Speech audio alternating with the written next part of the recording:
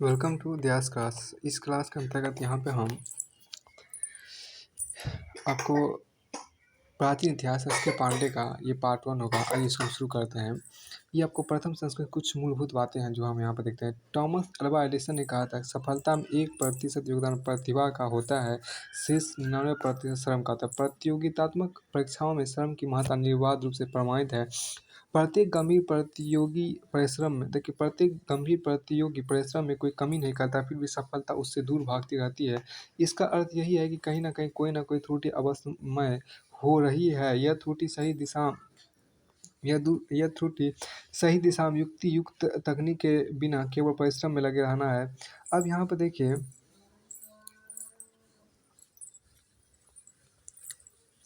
छात्रगण भारतीय इतिहास के विस्तृत पाठ्यक्रम से बोझिल होकर समेकित सामग्री के अभाव इधर-उधर बिखरी हुई सामग्री की तरफ भागते रहते हैं, फलतः उन्हें असफलता का सामना करना पड़ता है। प्राचीन भारतीय इतिहास के विस्तृत पाठ्यक्रम की संपूर्ण सामग्री को एक ही पुस्तक उपलब्ध कराया गया। ऐसा करते हुए प्राचीन भारतीय इतिहास की विशेष सामग्री के संदर्भ में यदि हस्ति तदन्त यानी हस्ति न तत् क्वचित्, अर्थात जो इस पुस्तक में है वो अनंत भी उपलब्ध हो सकता है, लेकिन जो इसमें नहीं है वह कहीं नहीं मिलेगा की कल्पना को साकार करने का प्रयास किया गया है। तो यहाँ पर फिर आपको यहाँ पर विषय प्रवेश को हम देखते हैं। तो सबसे पहले आपको इसका जो आपको यहाँ पर है कि सबसे पहले आपको यहाँ पर हम विषय प्रवेश को पढ़ेंगे। तो आइए हम इस चीज़ को यहाँ पर शुरू करते हैं। विषय प्रवेश जो आपको देखिए, इतिहास की जो आपके यहाँ पर है,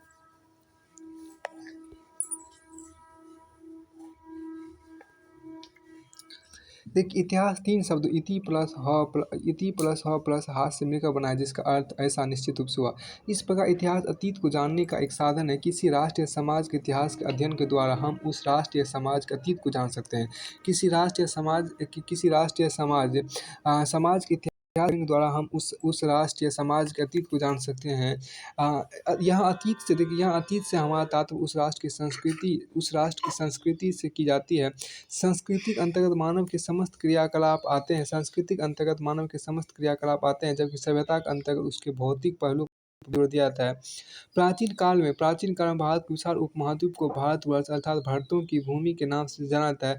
विष्णु पुराण में उल्लेखित है कि समुद्र के उत्तर तथा हिमालय के दक्षिण में जो स्थित भारत देश है तथा वहाँ की सन स्थिति अर्थात वहाँ की जो संतान वो भारतीय हैं। देखिए इस देश का भारत नामकरण ऋग्वेदिक काल के प्रमुख जन भरत के नाम पर किया गया है। भारत देश जम्बू द्वीप का दक्षिणी भाग था। सिंधु द्वारा सिंचित प्रदेश को इंडिया नाम से पहले हक्कामनी ईरानियों द्वारा देखिए, सिंधु द्वारा सिंचित प्रदेश को इंडिया नाम सबसे पहले आपको हक्कामनी ईरानियों द्वारा दिया गया। पारसियों के पवित्र ग्रंथ, देखिए पारसियों के पवित्र ग्रंथ जो जिंद अवस्था में सरस्वती की 7 नदियों के क्षेत्र का उल्लेख करते हुए सप्त सैंधव शब्द का प्रयोग किया गया। यूनानियों ने बाद में यह सब ईरानियों से उधार लेकर सिंधु नदी को इंडोस के नाम से पुकारा।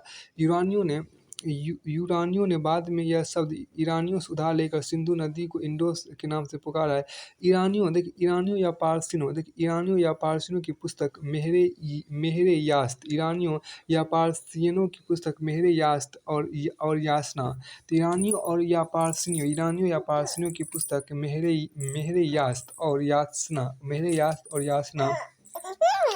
में सप्त सिंधु के स्थान पर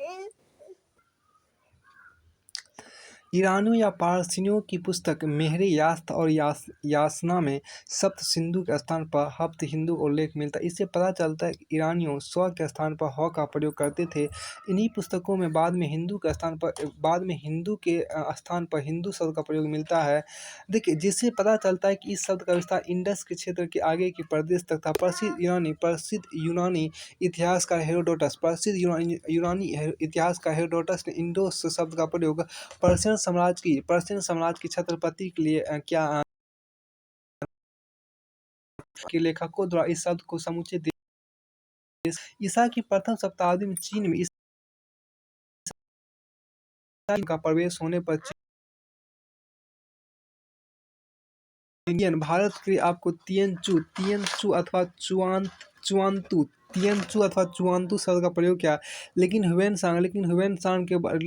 सांग के बाद वहाँ पर ईंतु, वहाँ पर आपको ईंतु शब्द का प्रचलन हो गया है। फारसी में हिंदू, फारसी में आपको हिंदू, फारसी में हिंदू, यूनानी में इंडोस, हिब्रू में आपको होड्डू, लेटिन में इंडस और चीनी में तिएनचू, ये सभी शब्द सिंधु शब्द के बिगड़े हुए रूप हैं। इस प्रकार भारत के वंशज भारतीय अथवा हिंदुओं के नाम से जाना जाने लगा। इत्सिंग कहता है कि देखिए, इत्सिंग कहता है कि हिंदू नाम का प्रयोग भारतीय अथवा हिंदुओं के नाम से जाना जाने लगा। हिंदू नाम का प्रयोग केवल, आप यहाँ एक मिनट, इस प्रकार भारत के वंशज भारतीयों अथवा हिंदुओं के नाम से जाने लगा। इत्सिंग कहता है कि हिंदू नाम का प्रयोग केवल उत्तरी जनजाति द्वारा किया जाता है और स्वयं भारत के लोग इसे नहीं जानते। एक प्रदेश के रूप में भारत का प्रथम सुनिश्चित उल्लेख छठी 5वीं शताब्दी ईसा पूर्व की पाणिनि की लिखित पुस्तक अष्टाध्यायी में मिलता है। तब भारत नाम का जनपद कम्बोज से मगध तक विनिर्दिष्ट 22 जनपदों में से एक था। बाद में बौद्ध साहित्य में प्राचीन सप्त सिंधु के अनुरूप सात भारत प्रदेशों का उल्लेख है। इत्सिंग ने भारत के लिए आर्य देश इत्सिंग ने भारत के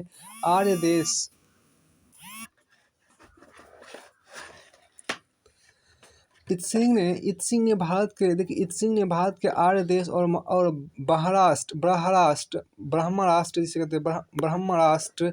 इत्सिंग ने भारत के आर्य देश और ब्रह्मराष्ट्र जैसे शब्दों का प्रयोग किया।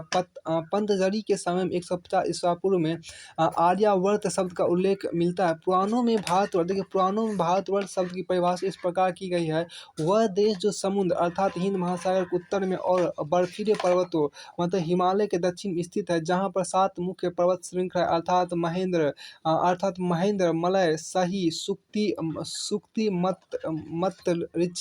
मत ऋषि, गोंडवाना के पहाड़ को बोलते हैं, और विंध्य और परियात मतलब कि अरावली तक पश्चिमी विंध्य पर्वत श्रेणियां को बोलते हैं, जहाँ भारत के वंशज रहते हैं, और जिसके पूर्व में किरात और पश्चिम में यवन मतलब क्या आयोनियन अथवा यूनानी रहते हैं, और इसके अपने लोग ब्राह्मण, क्षत्रिय, वैश्य और शूद्र अर्थात हिंदू हैं। परंतु भौगोलिक अभिव्यक्ति नहीं है। इसका एक हिंदुओं की नित्य प्रति साधारण प्रार्थना में एक हिंदू से यह अपेक्षा की जाती है कि वो अपनी मातृभूमि की छवि का स्मरण उन 7 पवित्र नदियों गंगा, यमुना, गोदावरी, सरस्वती, नर्मदा, सिंधु और कावेरी के देश के रूप में करे, जिसके अंतर्गत उसका सारा क्षेत्र शामिल है। एक अन्य प्रार्थना में इस भूमि का स्मरण 7 पुरियों मतलब पवित्र नगरों अयोध्या, मथुरा, माया मतलब आधुनिक हरिद्वार, काशी, कोच्चि मतलब वो कांजीवरम, अवंतिका, उज्जैन, द्वारावती मतलब द्वारका के देश के रूप में किया गया। ये नगर भारत के महत्वपूर्ण क्षेत्रों का प्रतिनिधित्व करते हैं।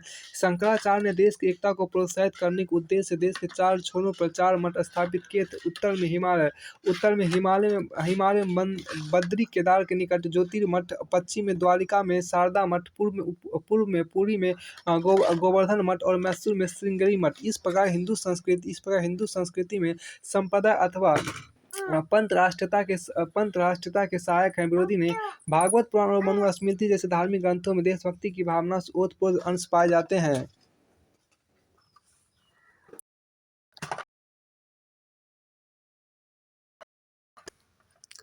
इस पर विरोधी ने भागवत पुराण और मनुस्मृति जैसे धार्मिक ग्रंथों में देशभक्ति की भावना से ओतप्रोत अंश पाए जाते हैं, जिसमें भारतवर्ष को देवताओं द्वारा निर्मित भूमि बताया गया और कहा गया कि देवता भी पृथ्वी के इस स्वर्ग में जन्म लेने की इच्छा रखते हैं। इतिहास का अध्ययन लोगों, समाज और राष्ट्रों को समझने में सहायता करता है और अंततः संपूर्ण मानवता को पहचान और अपनत्व का भाव मिलता है। इतिहास का अध्ययन लोगों को उनकी संस्कृति, धर्म और समाज को जानने, समझने तथा उनका आदर करने में सहायता करता है। इतिहास का अध्ययन हमें अपने अतीत से वर्तमान और भविष्य के लिए सबक लेना सिखाता है। यह हमें उन गलतियों को दोहराने से रोकता है जिनके कारण हमें अतीत से युद्ध जैसी अनेक मानव निर्मित विपत्तियों और घोर आपदाओं को झेलना पड़ा। इतिहास हमें यह भी बताता है कि बताता है कि इतिहास हमें यह भी बताता है कि उन बुराइयों को कैसे नज़रअंदाज करें जिन्होंने समाज में समस्याएं खड़ी कर दी थी, और उन बातों को कैसे अनुसरण करें, उन बातों को कैसे अनुसरण करें जिनसे समरसता, शांति और समृद्धि को बढ़ावा मिलता है। इतिहास लोगों को उनकी पहचान देता है। अतीत के अध्ययन का यह अर्थ नहीं कि अध्ययन करता अतीत में जीता है, बल्कि वो अतीत के साथ जीना सीख लेता है। इतिहास कोई ऐसी चीज़ नहीं है जिसे हम स्वीकार कर सकें या जिसका हम परित्याग कर सकें। अब आगे आपके यहाँ पे देखिए इतिहास लेखन की परंपरा। आपके यहाँ पे देखिए इतिहास लेखन की भारतीय परंपरा को यहाँ पर देखते हैं। इतिहास लेखन की जो भारतीय परंपरा उसको यहाँ पर देखिए, बहुत से विदेशी विद्वानों का मत था कि भारतीयों में इतिहास लेखन की कोई समझ नहीं है। भारतीयों में इतिहास लेखन की कोई समझ नहीं थी, और इतिहास के नाम पर जो कुछ लिखा गया वह बिना अर्थ वाली कहानी से अधिक कुछ नहीं। उसका यह निर्णय सतही जान पड़ता है। प्राचीन भारत में इतिहास के ज्ञान को बहुत उच्च स्थान दिया जाता था। उसे वेद के समान पवित्र माना जाता था। अथर्ववेद, ब्राह्मण और उपनिषदों में इतिहास पुराण को ज्ञान की एक शाखा के रूप में शामिल किया। हमें इतिहास का वर्णन सुनने में लगाना चाहिए। कौटिल्य ने अपने अर्थशास्त्र में राजा को यह सलाह दी कि उसे प्रतिदिन अपना कुछ समय इतिहास का वर्णन सुनने में लगाना चाहिए। पुराणों के अनुसार इतिहास के विषय सर्ग मतलब सृष्टि की उत्पत्ति, प्रतिसर्ग मतलब सृष्टि का प्रत्यावर्तन या एवं प्रतिविकास, मनवंतर मतलब समय की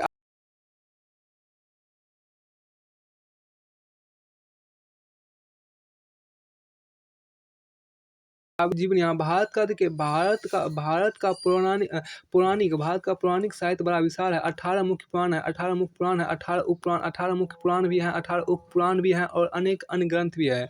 सभी पुराणों में राजवंशों का वर्णन अर्जुन के पौत्र परीक्षित के शासनकाल को आधारभूत संदर्भ बिंदु मानते हुए किया गया है। उससे पहले कि सभी राजवंशों और राजाओं का उल्लेख भूतकाल में किया गया है, और भूतकाल में किया गया है। संभवतः इसका कारण यह है कि परीक्षित के राजरोहण को कलयुग का प्रारंभ माना। परीक्षित के राजरोहण को कलयुग का संकेत करता है कि शायद पुराणों के लिखे जाने का कार्य परीक्षित के शासनकाल में पूरा हुआ था। पुराणों के संदर्भ में यह स्मरण है कि प्राचीन भारत में इतिहास को अतीत के प्रकाश में वर्तमान और भविष्य को आलोकित करने का साधन समझा जाता है। इतिहास का प्रयोजन यह समझना और बताना था कि व्यक्तियों का के प्रति, वंशों का, गांव के प्रति, गांव का, जनपद एवं राष्ट्र के प्रति, और अंत समूची मानवता के प्रति क्या कर्तव्य है, और उनमें त्याग और बलिदान की भावना कैसे उत्पन्न की जाए। इतिहास को राजाओं, राजवंशों के नाम और उनकी उपलब्धियों आदि का विशाल संग्रह नहीं समझा जाता था। इसे सांस्कृतिक और सामाजिक चेतना जागृत करने का एक सशक्त साधन माना जाता था।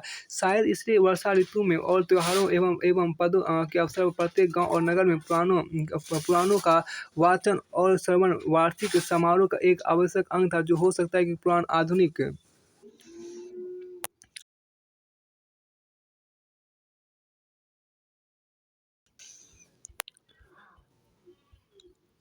आधुनिक इतिहास लेखन की कसौटी पर खड़े ना उतरे, अथवा जिन्होंने इसे लिखा उन्हें इतिहासकार के सिर्फ विधान का ज्ञान हो, किंतु उन्हें अपने कार्य के प्रयोजन और स्वयं इतिहास के प्रयोजन की पूरी जानकारी थी। F.E.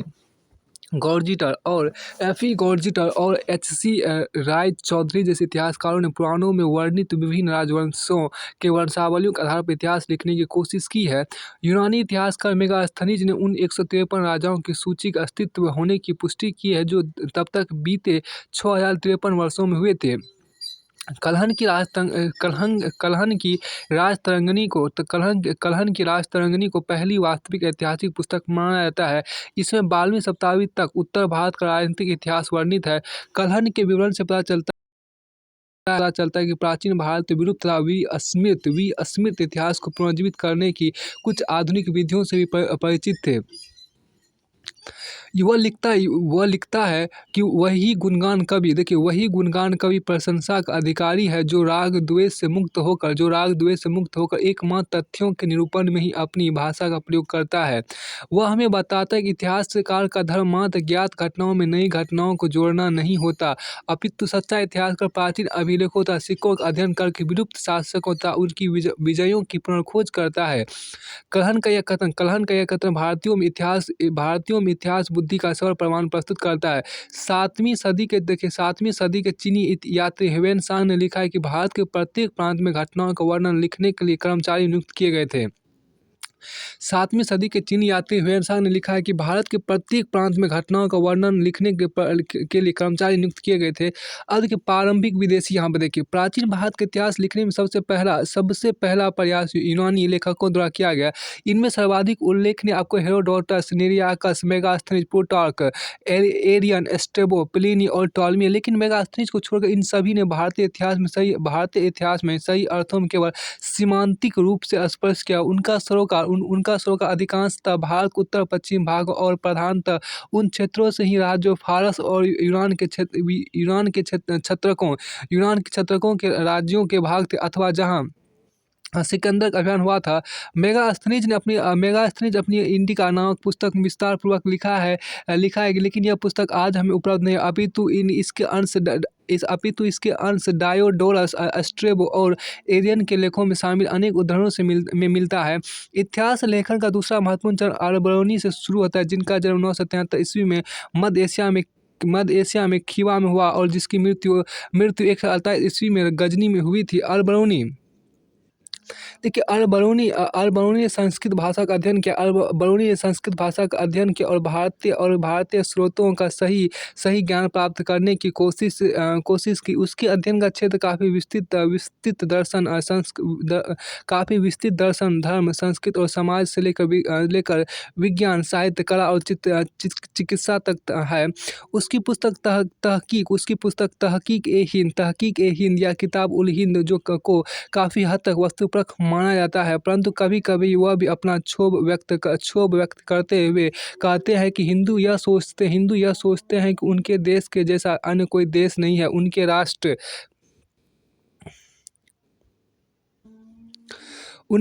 के जैसा कोई राष्ट्र नहीं है, उनके राजा जैसा कोई राजा नहीं है, उनके धर्म जैसा कोई धर्म नहीं है, उनके विज्ञान जैसा कोई विज्ञान नहीं है। ईसाई धर्म प्रचारक और ज्ञानोदय देखिए, ईसाई धर्म प्रचारकों ने भारत के बारे में अनेक ग्रंथों की रचना की, परंतु इनमें से अधिक रचनाओं को निष्पक्ष नहीं कहा जा सकता। भारतीय इतिहास के बारे में जानकारी प्राप्त करने में और लिखने में उनकी अधिक रुचि उसके दोष दर्शाने और अपने धर्म प्रचार संबंधी क्रियाकलापों के लिए भूमिका तैयार करने में थी। ज्ञानोदय के साथ साथ भारत के बारे में यूरोपीय इतिहास लेखन का एक अन्य दौर प्रारंभ हुआ।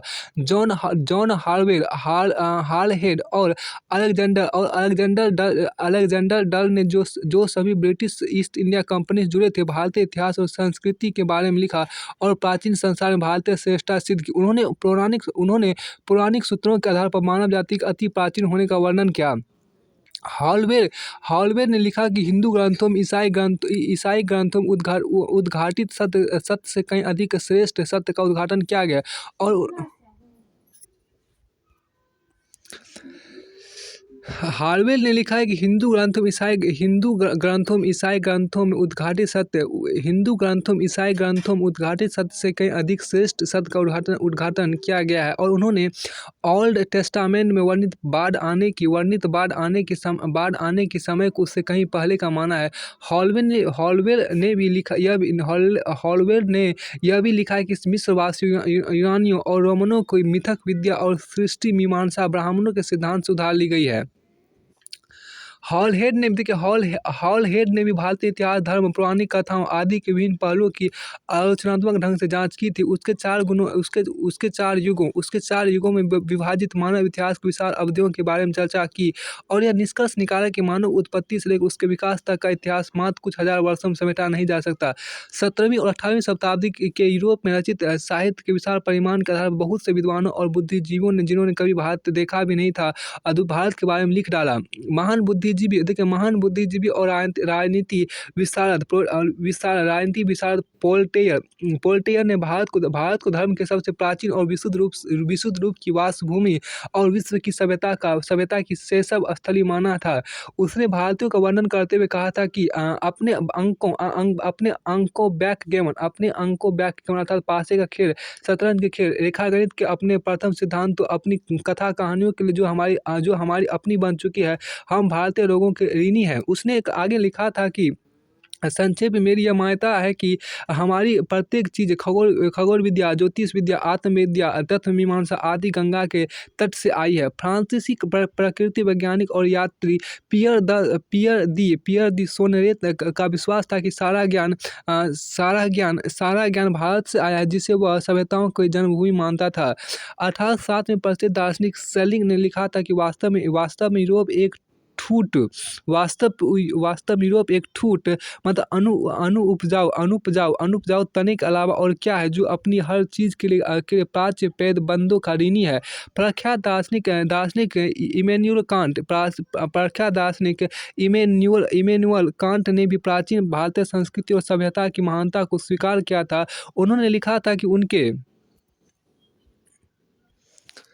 धर्म में एक महान विशुद्धता थी, उसमें हमें देवत्व की विशुद्ध का संकल्पना के चिन्ह मिल सकते हैं, जो हमें कहीं अन्यत्र आसानी से प्राप्त नहीं हो सकते।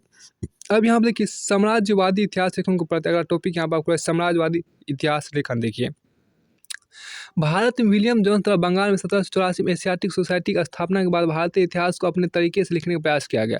भारत में विलियम जोन्स द्वारा बंगाल में 1784 में आपको एशियाटिक सोसाइटी की स्थापना के बाद भारतीय इतिहास को अपने तरीके से लिखने का प्रयास किया। यहाँ ये क्वेश्चन बनेगा कि भारत के मतलब देखिए यहाँ पर किसके द्वारा आपको बंगाल में 1784 में एशियाटिक सोसाइटी की स्थापना किया गया, तो विलियम जोन्स के द्वारा ही बंगाल में 1784 ईस्वी में आपको एशियाटिक सोसाइटी की स्थापना की। उन्होंने इतिहास लेखन का उपयोग अपनी उपनिवेशीय स्वार्थ स्थान के हित में किया। इनमें शामिल थे William Jones, Max Muller, Monier Williams, JS. Mill, FW. Hegel आदि। 20वीं शताब्दी की इस विचारधारा के इतिहासकारों में सबसे प्रसिद्ध विंसेंट आर्थर स्मिथ था। विंसेंट आर्थर स्मिथ का जीवन 1843 से लेकर 1920 ईस्वी तक था, जिसने प्राचीन भारत का सबसे पहला सुनियोजित इतिहास तैयार किया, जो 1904 में प्रकाशित हुआ था। प्रसिद्ध जर्मन विद्वान मैक्स मूलर ने वेदों का अनुवाद sacred book of the east के रूप में किया, परंतु वह ईसाई धर्म का पक्का संरक्षक था और उसे भारत में प्रसारित करना चाहता था। प्रसिद्ध जर्मन विद्वान मैक्स मूलर ने वेदों का अनुवाद sacred books of the east के रूप में किया, परंतु ईसाई धर्म का पक्का संरक्षक था और उसे भारत में प्रसारित करना चाहता था। जेम्स मिल 1806 और 1818 के बीच की अवधि में 6 खंडों में भारत का इतिहास लिखा, जबकि वह ना कभी भारत आया था और ना ही उसे किसी भारतीय भाषा ज्ञान था। इसमें उसने भारतीय इतिहास को बिना किसी तर्क और औचित्य के 3 भागों में विभाजित किया: पहला हिंदू काल, दूसरा मुस्लिम काल और तीसरा आधुनिक काल। उसने हिंदू काल की एक घटिया छवि प्रस्तुत की। जेम्स मिल के पुत्र जॉन स्टुअर्ट मिल और उसके शिष्य मैकाले ने भारत में साम्राज्यवादी नीति और भारतीय शिक्षा के भविष्य को रूप देने में प्राचीन भारत के स्वीकृत इतिहास की सहायता से बड़ी महत्वपूर्ण भूमिका निभाई। जेम्स मिल के पद चिन्हों पर चलते हुए भारत में ब्रिटेन सरकार की सेवा में नियुक्त बी.ए. स्मिथ नामक एक ICS अधिकारी ने 1904 में early history of India, Bharat का प्राचीन इतिहास नामक एक पाठ्य पुस्तक तैयार की। इस सिविल सेवा के वफादार व सदस्य के रूप में उसने भारत में विदेशियों की भूमिका पर बल दिया। उसकी पुस्तक में लगभग 1/3 भाग सिकंदर के आक्रमण के बारे में था। स्मिथ का जातीय अहंकार तब स्पष्ट हो जाता है जब वह लिखता है कि हिमालय से लेकर समुद्र तक सिकंदर के विजय अभियानों से एशिया की सबसे बड़ी सेनाओं की अंतर्निहित दुर्बलता उजागर हो गई, जब उनका सामना यूरोपीय कौशल और अनुशासन से हुआ। साम्राज्यवादी इतिहासकारों के समूचे दृष्टिकोण के इतिहासकार R.S. शर्मा ने बहुत बढ़िया ढंग से सारांश रूप में प्रस्तुत करते हुए लिखा है कि ब्रिटिश इतिहासकारों ने भारत के इतिहास की जो व्याख्या की, उसका उद्देश्य ये था कि भारत के चरित्र और उसके उपलब्धियों को नीचा दिखाना और विदेशी शासकों को न्यायोचित ठहराना। लेकिन इन इतिहासकारों द्वारा प्रतिपादित सामान्य निष्कर्ष या तो मिथ्या अथवा अतिशयोक्तिपूर्ण है। वे ब्रिटिश तानाशाही को वे ब्रिटिश तानाशाही को कायम रखने के लिए अच्छी प्रचार सामग्री का काम दे सकते थे। ऐसे सभी निष्कर्षों का वास्तविक मंतव्य यह दिखाना था कि भारतीय अपना शासन स्वयं करने में असमर्थ है। अब यहाँ पर देखिए राष्ट्रवादियों का दृष्टिकोण देखिए, यहाँ पर अगला टॉपिक 19वीं शताब्दी का सुशिक्षित भारतीय बुद्धिजीवी वर्ग प्राचीन इतिहास की इन मिथ्या विकृतियों को देखकर घबरा गया। 19वीं शताब्दी के अंतिम वर्षों में राजेंद्र लाल मित्र, R.G. भंडारकर और B.K. रजवाड़े जैसे कुछ विद्वानों ने प्राचीन भारतीय इतिहास को भारतीय दृष्टि से देखने का प्रयत्न किया, लेकिन इतिहास के साम्राज्यवादी संस्करण को वास्तविक चुनौती 20वीं शताब्दी के पहले 25 वर्षों में मिली।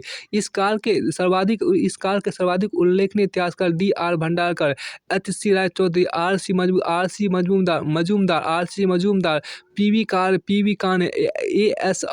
Altekar, K.P. Jaiswal, K.L. Neelkanth Shastri, T.V. Mahalingam, H.C. राय और R.K. मुखर्जी।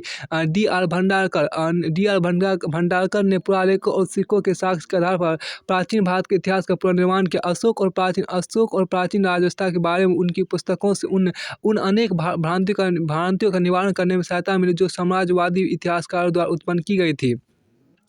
राजनीतिक विचारों और संस्थाओं के क्षेत्रों में साम्राज्यवादी विचारधारा को सबसे चोट केपी जायसवाल द्वारा पहुंचाई गई। 1924 में प्रकाशित अपनी पुस्तक मतलब केपी जायसवाल की पुस्तक हिंदू पॉलिटी में जायसवाल ने इस भ्रांति को प्रभावशाली ढंग से धराशायी कर दिया कि भारतीयों के कोई राजनीतिक विचार नहीं थे और उनकी कोई राजनीतिक संस्थाएं नहीं थी। अब केपी जायसवाल का जीवन का आपको 1881 से लेकर 1937 ईस्वी तक रहा। उसका डॉक्टर मतलब D.R. भंडारकर का जीवन का 1875 से लेकर 1950 ईस्वी तक रहा। अब आगे देखिए यहाँ पर H.C. राय चौधरी का जीवन 1892 से लेकर 1957 ईस्वी तक। H.C. राय चौधरी ने अपनी पुस्तक political history of ancient India में महाभारत युद्ध के समय से लेकर गुप्त साम्राज्य के समय तक के प्राचीन भारत के इतिहास का पुनर्निर्माण किया और B.A. स्मिथ द्वारा उत्पन्न किए गए भ्रम के बादों को लगभग पूरी तरह साफ कर दिया। भारतीय इतिहासकार R.C. मजूमदार को सबसे वरिष्ठ समझा जाता है। उन्होंने प्राचीन भारत से स्वतंत्रता संग्राम तक के इतिहास के बारे में कई पुस्तकें लिखी। उनके प्रधान संपादक में 11 खंडों में प्रकाशित history and culture of the Indian people एक बहुत बड़ी उपलब्धि है। इस अनेक खंडों वाली पुस्तक माला में भारत के प्रागैतिहासिक काल से 1947 में भारत की स्वतंत्रता प्राप्ति के समय तक भारतीय इतिहास और भारतीय सभ्यता का निरूपण एवं विवेचन किया गया है। नीलकंठ शास्त्री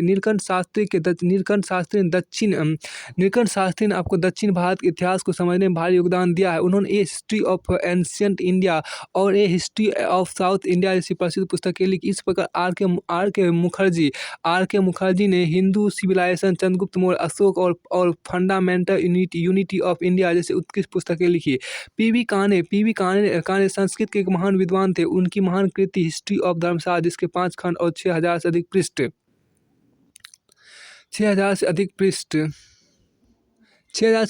है, सामाजिक, धार्मिक और राजनीतिक नियमों, कानूनों और प्रथाओं का एक विश्वकोश है। इन महान विद्वानों के योगदान से ईसाई धर्म प्रचारकों और साम्राज्यवादी इतिहासकारों द्वारा फैलाई गई धुंध को साफ करने में सफलता मिली। यहाँ देखिए H.C. राय चौधरी का जीवन का जो जीवन काल था 1892 से लेकर 1957 ईस्वी तक रहा। उसके बाद देखिए यहाँ पर नीलकंठ शास्त्री का जीवन काल आपको था 1892 से लेकर 1975 ईस्वी तक। और उसके बाद देखिए R.K. मुखर्जी का जीवन काल 1886 से लेकर 1964 ईस्वी तक। और P.V. काने का जीवन काल 1880 से लेकर 1972 ईस्वी तक रहा।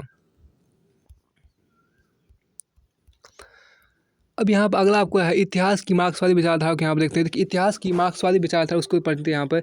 इतिहास लेखन के मार्क्सवादी विचारधारा पिछली शताब्दी में इतिहास लेखन की सर्वाधिक प्रभावशाली विचारधारा थी। मार्क्सवादी इतिहास के सार्वभौम नियम और चरणों में विश्वास करता है। मार्क्सवादी इतिहास के सार्वभौम नियम और चरणों में विश्वास करते हैं। उनका मानना है कि सभी समाज इतिहास के कम से कम 5 चरणों में से गुजरते हैं। पहला आदिम साम्यवाद, दूसरा दासता, तीसरा सामंतवाद, चौथा पूंजीवाद, 5वां साम्यवाद। ये चरण कार्ल मार्क्स और F. एंजिल्स ने परिभाषित किए थे जो साम्यवाद के प्रतिपादक थे। मार्क्स को भारत के बारे में सतही जानकारी थी और वह जातीय पूर्वाग्रहों से ग्रसित था। और आपको ग्रसित था। वह भारत को ब्रिटेन द्वारा दास बनाए जाने का समर्थक था और उसने भारत को बिना वो भारत को उसने मतलब कार्ल मार्क्स ने भारत को ब्रिटेन द्वारा दास बनाए जाने का समर्थक था। उसने भारत को एक बिना इतिहास वाला पिछड़ा और असभ्य देश का उसकी उपेक्षा की। उसने 1853 में लिखा कि इस प्रकार भारत पराजित होने से नहीं बच सकता था और भारत का संपूर्ण पिछड़ा इतिहास यदि कुछ है तो उन उत्तरोत्तर पराजयों का इतिहास है जो उसने झेली है। भारतीय समाज का कोई इतिहास नहीं है। देखिए, स्वतंत्रता के बाद भारत में इतिहास लेखन की मार्क्सवादी विचारधारा एक सर्वाधिक प्रभावशाली और प्रमुख विचारधारा बन गई। मार्क्स की योजना का अनुसरण करते हुए भारत का इतिहास फिर से लिखा जाने लगा। परिणामतः आदिम साम्यवाद, दासता, सामंतवाद और पूंजीवाद को भारतीय इतिहास पर लागू किया जाने लगा। समाजवादी विचारधारा की भांति इस विचारधारा को भी भारतीय सभ्यता में कोई अच्छी चीज़ दिखाई नहीं देती। मार्क्स की तरह उनका विचार है कि भारतीय साहित्य में जो कुछ भी अच्छा है वह विजेताओं का योगदान है और इसलिए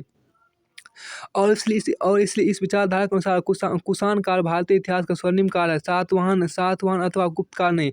गुप्त वंश के समय से 12वीं शताब्दी ईस्वी में मुसलमानों की विजय तक के काल को सामंतवाद का युग अर्थात अंध युग कहा गया, जिसमें हर चीज़ का पतन हो गया था। लेकिन यह तथ्य तो यह है कि राजनीतिक उथल-पुथल के बावजूद इस तथाकथित अंध युग में साहित्य, विज्ञान, कला, स्थापत्य, अर्थव्यवस्था आदि के क्षेत्रों में चहुमुखी विकास हुआ था। भारतीय मार्क्सवाद इतिहास का सभी सामाजिक और धार्मिक विचारों, रीति-रिवाजों और संस्थाओं की आर्थिक व्याख्या करने पर जोर देते हैं। चूँकि उन्हें धर्म और आध्यात्मिकता से चिढ़ है, इसलिए साधु संत और ऋषि महात्माओं के प्रति उनकी अनादर की भावना स्पष्ट दिखाई देती है। डी.डी. कोशाम्बी को मार्क्सवादी इतिहास की विचारधारा का अवधूत माना जा सकता है। डी.आर. चांदना, आर.एस. शर्मा, रोमिला थापर, इरफान हबीब, विपिन चंद्र और रातीश चंद्र भारत के कुछ प्रमुख मार्क्सवादी इतिहासकार हैं। सोवियत संघ के विघटन के बाद मार्क्सवादी इतिहास लेखन अपनी चमक दमक खो बैठा था। सोवियत संघ के विघटन के बाद मार्क्सवादी इतिहास लेखन अपनी चमक दमक खो बैठा था। अब यहाँ पे देखिए आपको अगला टॉपिक है बहुविषयक दृष्टिकोण। देखिए, पिछले 10 वर्षों में पुरातत्व विज्ञान, जीवाश्म विज्ञान, मानव विज्ञान, खगोल विज्ञान और अंतरिक्ष अनुसंधान जैसे विभिन्न विषय क्षेत्रों से विशाल मात्रा में आधारभूत जानकारी प्राप्त होने से प्राचीन भारतीय इतिहास के अध्ययन में एक नई रुचि उत्पन्न हुई है। बहुत से विद्वानों ने पुराने सांचे की जंजीरों को तोड़ दिया और वे विभिन्न विषयों से प्राप्त जानकारी के प्रकाश में प्राचीन भारतीय इतिहास का अवलोकन कर रहे हैं। इसे बहुविषयक दृष्टिकोण कहा जाता है। अब देखिए प्राचीन भारतीय इतिहास के स्रोत यहाँ देखिए। प्राचीन भारतीय इतिहास का पुनर्निर्माण विभिन्न स्रोतों के आधार पर किया है। मुख्य रूप से इन स्रोतों को 2 श्रेणियों में वर्गीकृत किया जा सकता है: साहित्यिक और पुरातात्विक स्रोत। साहित्यिक स्रोत में वैदिक संस्कृत, पाली और प्राकृत और अन्य साहित्य को तथा इसके अलावा विदेशियों द्वारा लिखे गए वृत्तांतों को शामिल किया जा सकता है। पुरातत्व के अंतर्गत पुरालेखों, सिक्कों, स्थापत्य अवशेषों, पुरातत्वीय अन्वेषणों एवं उत्खननों को शामिल किया जाता है। अब देखिए साहित्यिक शोध क्या है। प्राचीन भारतीय साहित्यों की विश्वसनीयता से बहुत वाद विवाद रहा है। प्राचीन भारतीय साहित्यों की विश्वसनीयता से बहुत वाद विवाद रहा है। यह मत प्रकट किया जाता है कि अधिकांश भारतीय साहित्य का स्वरूप धार्मिक और भारतीयों द्वारा पुराणों और महाकाव्यों जैसे जिस साहित्य होने का दावा किया जाता है उनमें घटना और राजाओं की कोई निश्चित तिथियां नहीं दी गई है। बहुत से उत्कीर्ण लेखों, सिक्कों और स्थानीय वृत्तांतों से इतिहास लेखन कुछ प्रयत्नों का संकेत अवश्य मिलता है। पुराणों और महाकाव्यों में इतिहास के पारंपरिक तथ्य सुरक्षित है। हमें राजाओं की वंशावली और उपलब्धियों की जानकारी मिलती है, लेकिन कार्यक्रम के अनुसार उनका विन्यास करना कठिन है। वैदिक साहित्य मुख्यतः 4 वेद ऋग्वेद, सामवेद, यजुर्वेद और अथर्ववेद आते हैं। इनकी भाषा को वैदिक भाषा कहा जाता है। वेदों में राजनीतिक इतिहास का कुछ खास उल्लेख नहीं है, लेकिन उनमें से हमें वैदिक काल की संस्कृति और सभ्यता की विश्वसनीय जानकारी मिलती है।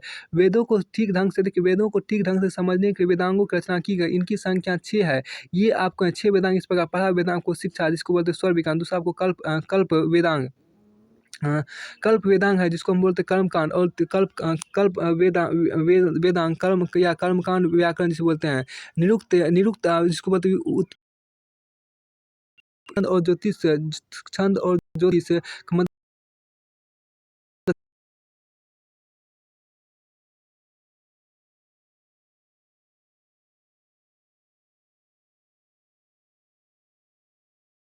वेदांगों की रचना की। इनकी संख्या 6 मतलब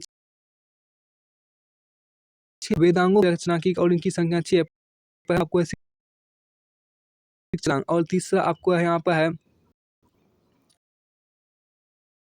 तीसरा आपके यहाँ पर व्याकरण वेदांग, चौथा आपको है वेदांग, और छठा आपको यहाँ पर ज्योतिष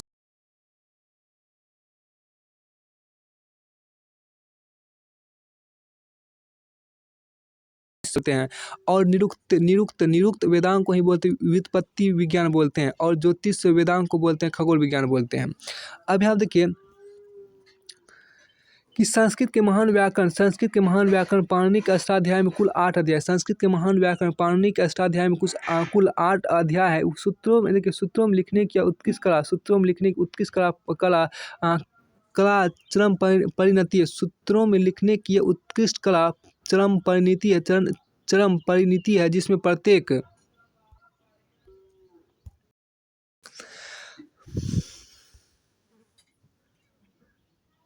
यहाँ आपको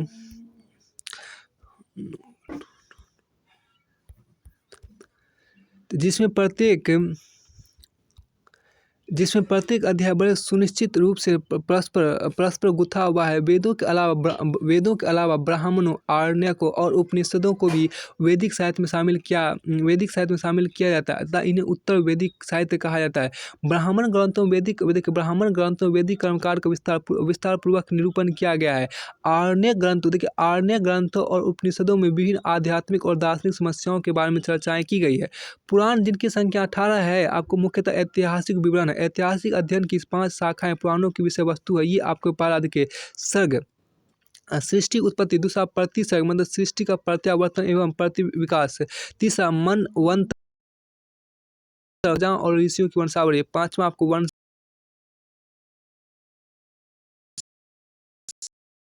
और उनके महामान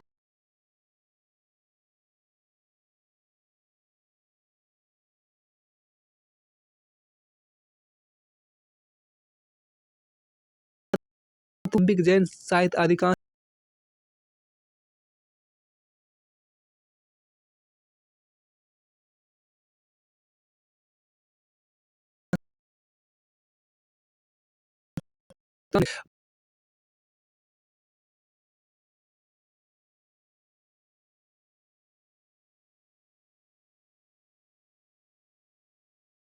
कृतियों का भी ऐतिहासिक महत्व है, क्योंकि उनका संबंध बुद्ध के पूर्व जन्मों से है।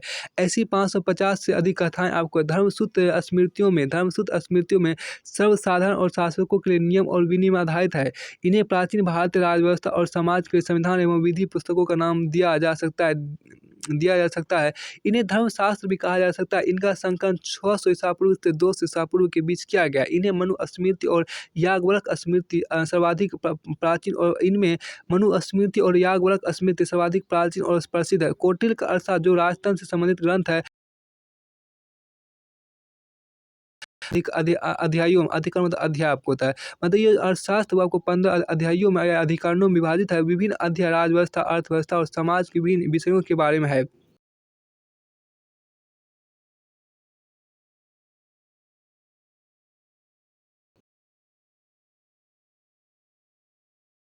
पुष्यमित्र के शासनकाल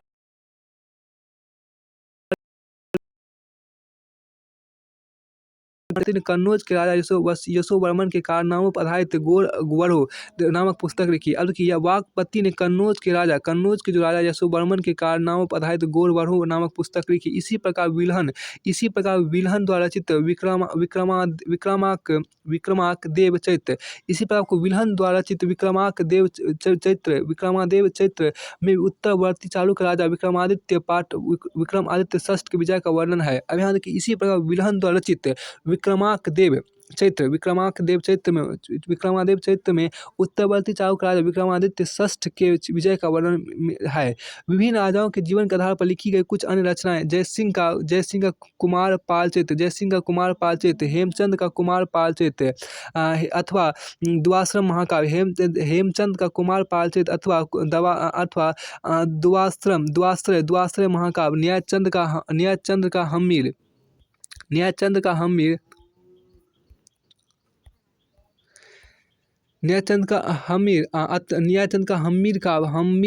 काव्य पद्म गुप्त का देखिए पद्म गुप्त का नव शासनचरित पद्म गुप्त का शासनचरित, विल्लाल का भोज प्रबंध, चंद्रबाई का पृथ्वीराज चरित्र, चंद्रबाई का पृथ्वीराज चरित्र जिसको पृथ्वीराज आसु बोलते हैं, किंतु कलहन द्वारा लिखित राजतंगरी नामक ऐतिहासिक ग्रंथ इतिहास लेखन का सर्वोत्तम उदाहरण, जिसकी प्रशंसा आधुनिक इतिहासकारों द्वारा की गई है। ऐतिहासिक अनुसंधान के उसके विवेचनात्मक तरीके और ऐतिहासिक तथ्यों के निष्पक्ष प्रस्तुतिकरण के कारण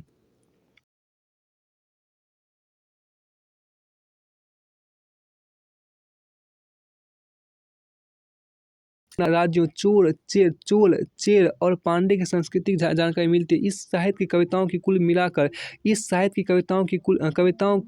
कुल मिलाकर 30,000 पंक्तियाँ हैं। देखिए इस साहित्य की कविताओं को मिलाकर 30,000 पंक्तियाँ। ये कविताएं दो मुख्य समूहों पदिने किलकनुकु और पत्तपातु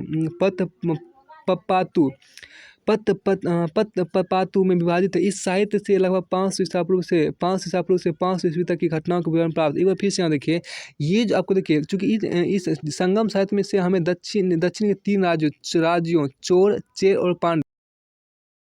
और पांडे की सांस्कृतिक जानकारी मिलती है।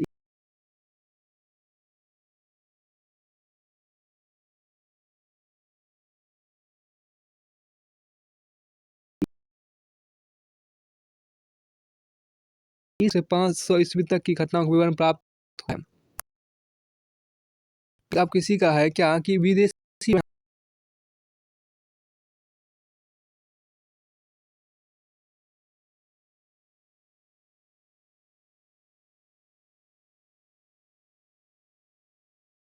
प्रसिद्ध है। टेसियस देखिए, टेसियस यूनान का राजवेद था तथा उसने यूनानी अधिकारियों द्वारा भारत के विषय में जानकारी प्राप्त की थी, परंतु उसका विवरण आश्चर्यजनक कहानियों से परिपूर्ण होने का कारण अविश्वसनीय हो गया है। हेरोडोटस को इतिहास का पिता कहा जाता है। उसने अपनी पुस्तक हिस्टोरिका में 5वीं शताब्दी ईसा पूर्व के भारत फारस के संबंध का वर्णन किया है। सिकंदर के साथ आने वाले लेखकों में निरियाकस, आर्नेसिक्रिटस तथा अरिस्तोबुलस के विवरण अपेक्षाकृत अधिक प्रामाणिक और विश्वसनीय है।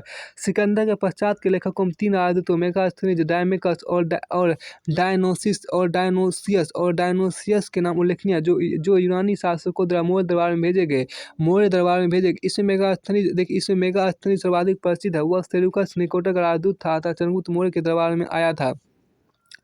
उसने इंडिका नामक पुस्तक में मौर्य युगीन समाज एवं संस्कृति के बारे में लिखा है। यद्यपि यह पुस्तक मूल रूप में उपलब्ध नहीं है, तथापि इसके कुछ अंश उद्धरण के रूप में एरियन, एस्ट्रेबो, जस्टिन आदि कृतियों में प्राप्त होते हैं। एक अज्ञात यूनानी लेखक ने जो मिस्र में आ बसा था, लगभग 80 ईस्वी में भारत तट के अपनी व्यक्तिक यात्रा के आधार पर पेरिप्लस ऑफ द एरिथ्रियन सी नामक पुस्तक लिखी, जिससे भारत के समुद्री तटों के बारे में बहुमूल्य सूचनाएं प्राप्त होती है। एक अन्य लेखक टॉलमी ने 2वीं शताब्दी ईस्वी में भारत का भूगोल लिखा। इसी तरह प्लिनी ने 7वीं शताब्दी ईस्वी में नेचुरल हिस्टोरिका नामक पुस्तक लिखी। इससे भारतीय पशुओं, पेड़ पौधे, खनिज पदार्थों आदि का ज्ञान प्राप्त होता है। अब यहाँ पर आपको अगला है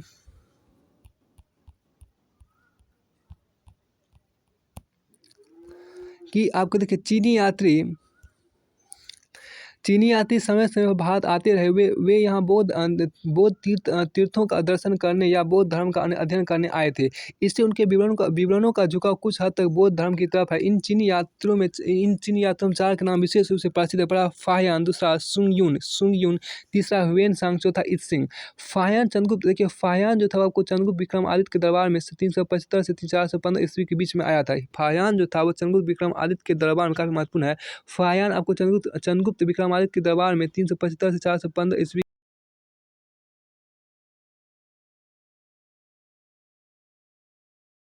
अपने विवरण में मध्य देश की जनता को सुखी एवं समृद्ध बताया।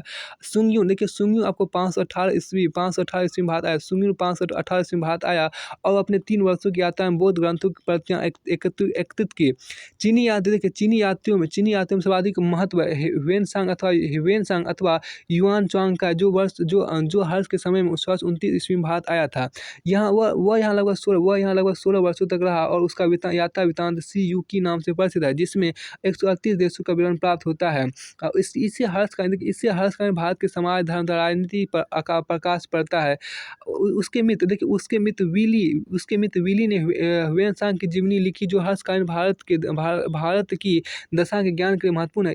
इन बौद्ध यात्रियों की बौद्ध धर्म में अत्यधिक आस्था के कारण उनके विवरण कुछ अतिशयोक्तिपूर्ण हो गए। उदाहरण के लिए ह्वेनसांग ने हर्षवर्धन का वर्णन बौद्ध धर्म के अनुयायी के रूप में किया, जबकि अपने पुरालेखीय अभिलेखों में हर्ष ने अपने आप को शिव का भक्त बताया है। इत्सिंग 671 ईस्वी में भारत आया था। उसने अपने विवरण में नालंदा विश्वविद्यालय, विक्रमशिला विश्वविद्यालय तथा अपने समय के भारत दशा का वर्णन किया है। अन्य चीनी लेखकों में मा तुआनलिन, चाउ चू कुआ के नाम उल्लेखनीय है। मा तुआनलिन के विवरण से हर्ष के पूर्वी अभियान के विषय में कुछ सूचनाएं मिलती है, जबकि चाउ जू कुआ चोल इतिहास के विषय में सूचना देता है। कुछ अरबों ने भी भारत के बारे में अपने विवरण छोड़े हैं। इसमें सबसे प्रसिद्ध अबू रेहान है, जिसे अल बेरूनी के नाम से अबू रेहान को ही अल बेरूनी के नाम से अल बेरूनी कहते हैं। उनका जन्म मतलब अबू रेहान या अल बेरूनी का जन्म 973 ईस्वी में ख्वारिज्म मतलब खीवा में हुआ था। उसकी विद्वता से प्रभावित होकर ख्वारिज्म के मामूनी शासक ने उसे अपना मंत्री नियुक्त कर दिया। 1170 ईस्वी में गजनी के सुल्तान महमूद के ख्वारिज्म पर आक्रमण करने और जीतने के बाद अन्य लोगों के साथ अल बेरूनी को भी बंदी बनाया गया। उसकी विद्वता से प्रभावित होकर महमूद ने उसे राज ज्योतिषी के पद पर नियुक्त कर दिया। उसने अपनी पुस्तक तहकीक-ए-हिंद मतलब भारत की खोज में यहाँ के निवासियों की दशा का वर्णन किया है, किंतु उसने अपने समय की राजनीतिक स्थिति के बारे में कोई जानकारी नहीं दी। उपयुक्त लेखकों के अतिरिक्त तिब्बती बौद्ध लेखक तारानाथ 12वीं शताब्दी के ग्रंथों कंगयुग तथा तंगयुग से भी भारतीय इतिहास की कुछ जानकारी प्राप्त होती है। वेनिस का प्रसिद्ध यात्री मार्क पोलो, जिसने पूरी दुनिया में की यात्रा की थी, 13वीं सदी के अंत में पांडे देश की यात्रा पर आया था। उसका वृत्तांत पांडे इतिहास के लिए उपयोगी है। उसने लिखा है कि भारतीय शासक अपना बहुत सा पैसा घोड़ों की खरीद में बेकार कर देते हैं। अब यहाँ देखिए पुरातत्वीय स्रोत यहाँ देखिए पुरातत्वीय स्रोत देखिए पुरातत्व वह विज्ञान है जिसके माध्यम से पृथ्वी गर्भ में छिपी हुई सामग्रियों की खुदाई कर प्राचीन काल के लोगों के भौतिक जीवन का ज्ञान प्राप्त किया जाता है। भारत के अतीत के निर्माण के लिए इन स्रोतों का उपयोग केवल 2 शताब्दी पहले ही हुआ। इसी से हमें सिंधु सभ्यता संस्कृति का ज्ञान हुआ। पुरातत्व के अंतर्गत 3 प्रकार के साक्ष्य आते हैं: अभिलेखीय साक्ष्य, मुद्रा साक्ष्य और स्मारक साक्ष्य। तो पुरातत्व के अंतर्गत 3 प्रकार के साक्ष्य आते हैं। पहला आपको अभिलेखीय साक्ष्य, दूसरा मुद्रा साक्ष्य और तीसरा स्मारक साक्ष्य। अब अभिलेखीय साक्ष्य पहला यहाँ पर देखिए। अभिलेख इतिहास लेखन का सबसे महत्वपूर्ण और विश्वसनीय स्रोत उत्कीर्ण लेख है। उत्कीर्ण लेखों के अध्ययन को एपिग्राफी जिसको बोलते अभिलेख शास्त्र कहा जाता है। लिखने की सबसे प्राचीन प्रणाली हड़प्पा की मुद्राओं में पाई जाती है, लेकिन उसे पढ़ने में अभी तक सफलता नहीं मिली। इसलिए अशोक उत्कीर्ण लेखों के लेखन प्रणाली को सबसे प्राचीन माना जाता है। अशोक उत्कीर्ण लेखों के लेखन प्रणाली को सबसे प्राचीन माना जाता है। उसके अभिलेख आपको 4 लिपि ब्राह्मी, खरोष्टी, अरमाइक और यूनानी में है। ब्राह्मी लिपिक अक्षरों को प्रत्येक शताब्दी में संशोधित किया जाता रहा और इस प्रक्रिया से भारत की सभी लिपियों का विकास हुआ, जिनमें दक्षिण की तमिल, तेलुगु, कन्नड़ और मलयालम लिपियां तथा उत्तर की नागरी, गुजराती और बांग्ला आदि लिपियां शामिल है। लिपियों के विकास के अध्ययन को पुरालिपि विद्या कहा जाता है। शिलालेखों में संस्कृत का भी प्रयोग किया जाने लगा। रुद्रदामन का जूनागढ़ शिलालेख जो दूसरी शताब्दी ईस्वी के मध्य में लिखा गया था। प्रांच जल संस्कृत का प्राचीन उदाहरण आगे चलकर समुद्रगुप्त का इलाहाबाद स्तंभ लेख, इलाहाबाद स्तंभ लेख, पुलकेशिन द्वितीय का ऐहोल शिलालेख तथा भोज के ग्वालियर शिलालेख प्रसिद्ध हुए। इन शिलालेखों से हमें ज्ञात होता है कि ब्राह्मणों को जो कर मुक्त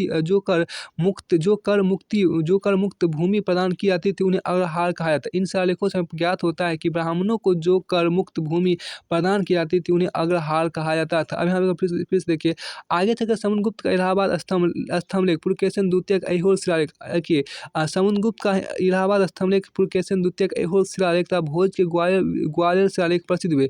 इन शिलालेखों से हमें पता चलता है, मतलब ये ग्वालियर शिलालेख से पता चलता है, जो आपको भोज का जो ग्वालियर शिलालेख था, पुलकेशिन द्वितीय का ऐहोल शिलालेख था, और समुद्रगुप्त का जो इलाहाबाद शिलालेख से हमें पता चलता है, इन तीनों शिलालेख से हमें पता चलता है कि ब्राह्मणों को जो कर मुक्त भूमि दी जाती थी उनको अग्रहार कहा जाता था। अब यहाँ पर देखिए, सिक्के या सिक्के का जो साक्ष्य बोलते हैं, मुद्रा साक्ष्य। सिक्कों के अध्ययन को न्यूमिस्मेटिक्स या मुद्रा शास्त्र कहा जाता है। अभिलेखों के बाद सिक्कों को भी भारतीय इतिहास के पुनर्निर्माण का सबसे महत्वपूर्ण स्रोत समझा जाता है।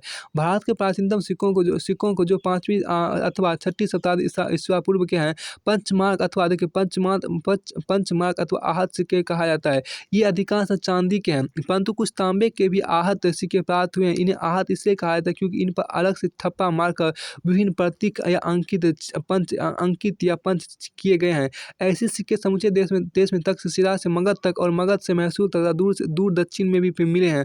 उन पर कोई शब्द अथवा लेख अंकित नहीं है। साहित्य में इन सिक्कों को करसापन कहा गया। भारत में पहली बार लिखित स्वर्ण सिक्के चलाने का श्रेय इंडो ग्रीक या हिंद यवन शासकों को जाता है। भारत में पहली बार आपको लिखित स्वर्ण सिक्के चलाने का श्रेय इंडो ग्रीक या हिंद यवन शासकों को जाता है। इन सिक्कों के द्वारा ही हमें 39 से अधिक भारतीय यूनानी शासकों का पता चलता है, जिन्होंने भारत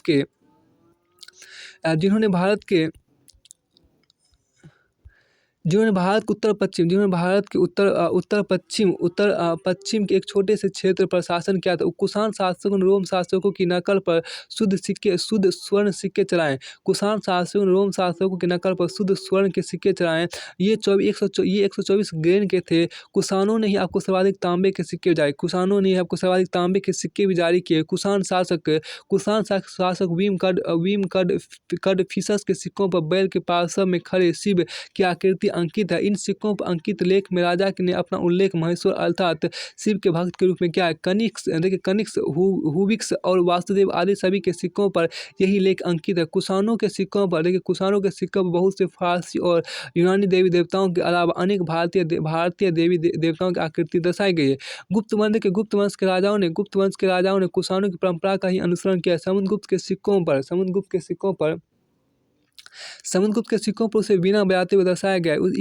इससे उसका संगीत प्रेम प्रकट होता है। समुद्रगुप्त तथा कुमारगुप्त की मुद्राओं से उसके अश्वमेध यज्ञ की सूचना मिलती है।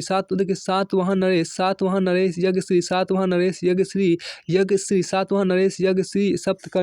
सप्तकर्णी की मुद्रा पर जलयान का चित्र अंकित है, जिससे उसकी समुद्र विजय तथा व्यापारिक उपलब्धियों का पता चलता है।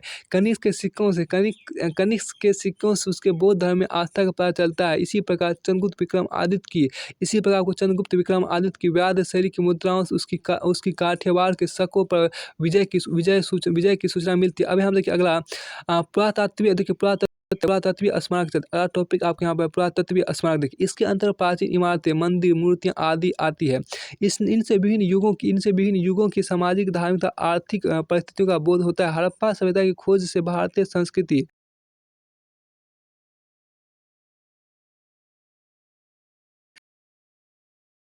1500 ईसा पूर्व से 600 ईसा पूर्व तक के काल को भारतीय इतिहास का अंधकार युग कहा जाता है, क्योंकि इस काल के बारे में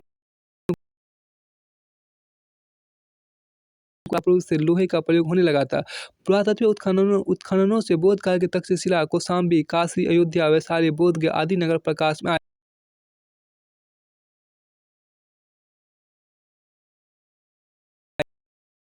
तक्षशिला के अलावा बाकी इन सभी स्थानों पर गए थे। पारी की गई। वहाँ यहाँ से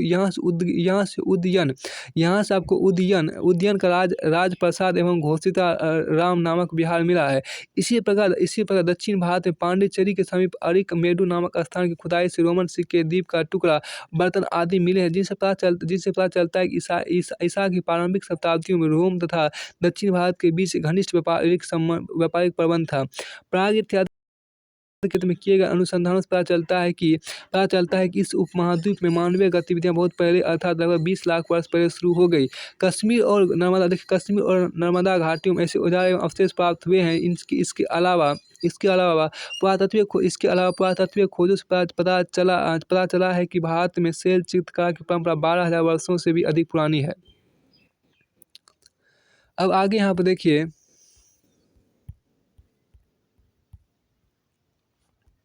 ये अध्याय पूरी तरह से फिनिश होता है।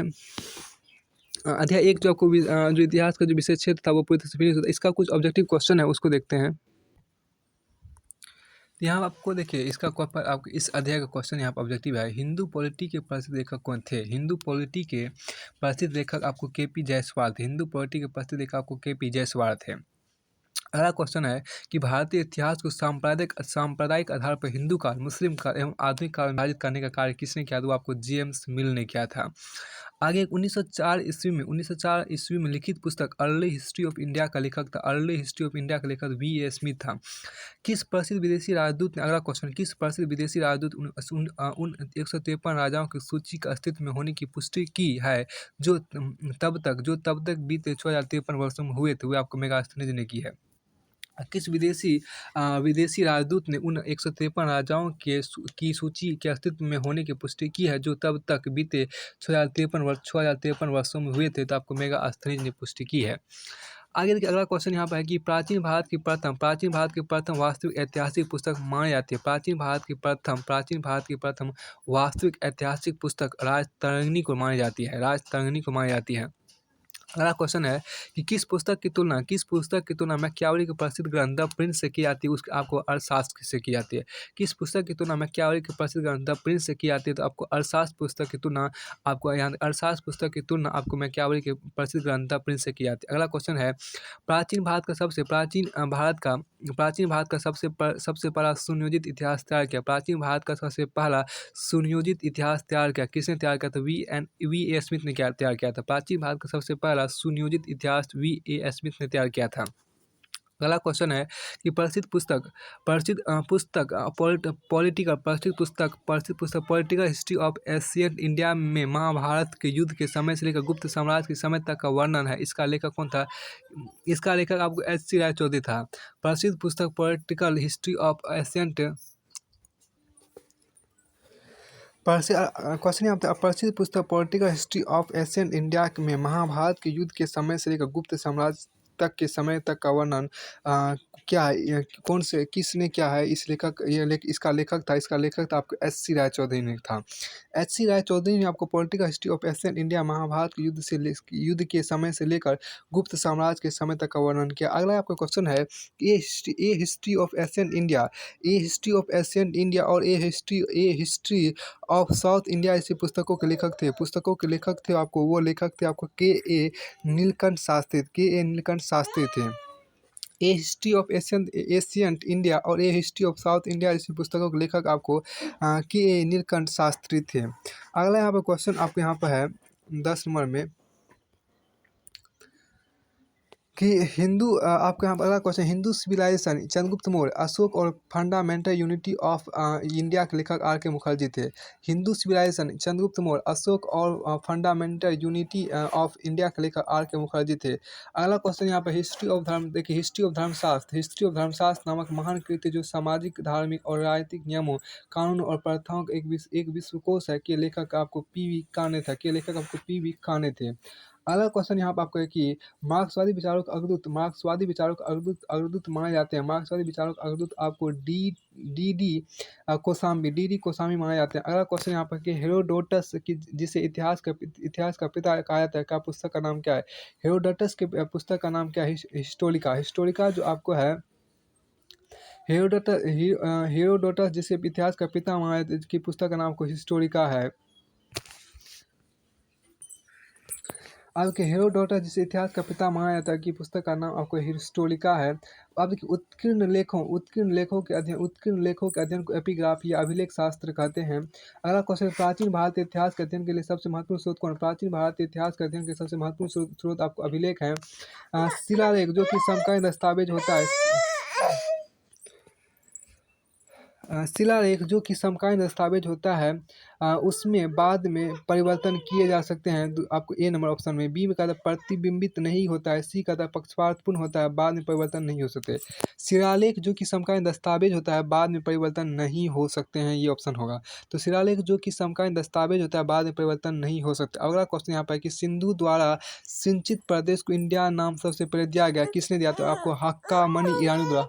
हक्का मनी ईरानी द्वारा। देखिए, सिंधु द्वारा सिंचित प्रदेश को इंडिया नाम सबसे पहले किसने दिया? तो हक्का मनी ईरानी द्वारा आपको दिया। अगला यहाँ पर क्वेश्चन, सिंधु द्वारा सिंचित प्रदेश को इंडिया नाम सबसे पहले दिया गया, किसने? तो हक्का मनी ईरानी द्वारा आपको दिया गया था। हक्का मनी ईरानी द्वारा आपको सबसे पहले दिया गया था। अब यहाँ देखिए, चीनियों ने भारत के लिए शब्द प्रयोग, चीनियों ने भारत के कौन से शब्द का प्रयोग किया था? चीनियों ने भारत के सबसे पहले आपको कौन सा शब्द का प्रयोग किया था? उसने क्या था? आपको क्या था? उसने चुआंतू आपको प्रयोग किया था। किसने प्रयोग किया था? आपको इंतु नामक शब्द का प्रयोग किया था। तो अब देखिए, चीनियों ने भारत के शब्द प्रयोग किया था इंतु। इसके बाद देख लेते हैं कौन से शब्द को उसने प्रयोग किया था। तो यहाँ आपको अधिकांश संभावना है इंतु। देखिए यहाँ पर आपको चूंकि इंतु शब्द का ही उसने प्रयोग आपको किया था, इंतु या आपको इंतु शब्द का ही प्रयोग किया। अगला यहाँ पर क्वेश्चन है 19 नंबर में। अगला 19 नंबर क्वेश्चन आपके यहाँ पर है क्या कि इंडोस, देखिए इंडोस या इंडिया शब्द भारत के लिए प्रयोग किया गया। इंडोस या इंडिया शब्द भारत के प्रयोग किया गया था, किसने किया था? यूनानियों ने किया था। तो इंडोस या देखिए मतलब इंडोस या इंडिया शब्द भारत के प्रयोग किसने किया था? आपको किसने किया था? यूनानियों ने किया था। हिंदू शब्द भारत के लिए सर्वप्रथम प्रयोग किसने किया? अगला क्वेश्चन, हिंदू शब्द भारत के सर्वप्रथम प्रयोग किसने किया? तो फारस वालों ने किया था। इंडस शब्द उद्भूत है। इंडस शब्द उद्भूत है मतलब किससे निकला है? तो लैटिन से निकला है, लैटिन का है। इंडोस शब्द क्या? इंडोस शब्द जो है वो यूनानी है। इंडोस शब्द आपको यूनानी है। पौराणिक मान्यताओं के अनुसार भारत के प्राचीनतम राजा थे। पौराणिक मान्यताओं के अनुसार भारत के प्राचीनतम राजा मनुवेवस्वत थे। अगले क्वेश्चन यहाँ पर आपको है, इतिहास विज्ञान है ना कम ना ज़्यादा, कथन किसका है? ब्यूरी का। इतिहास विज्ञान है ना कम ना ज़्यादा, ये कथन आपको ब्यूरी का है। तो यहाँ से आपको अध्याय 1 का पूरी तरह से थ्योरी और ऑब्जेक्टिव क्वेश्चन फिनिश होता है।